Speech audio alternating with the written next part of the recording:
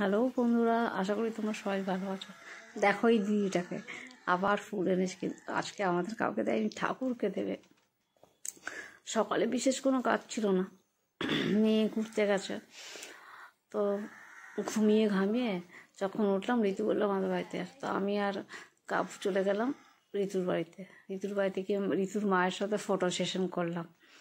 তারপরে ঋতুর রান্নাঘরে দেখে দেখি বিভৎস যন্ত্রটিকে নিয়ে এ যুদ্ধ করছে।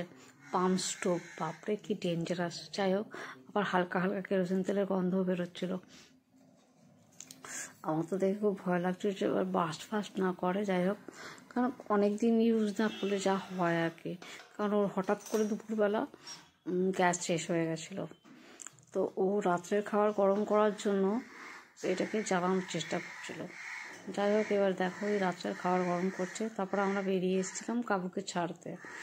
কাবুকে ছেড়ে যখন যেই বেরিয়েছি, আমার ভাইয়ের সাথে দেখা। ওই দেখো উত্তম কুমার পোস্টস দিয়ে আমরা আবার বাড়ির দিকে গেলাম। বাড়ির দিকে যত যাচ্ছি সুন্দর সুন্দর গন্ধ আসছে।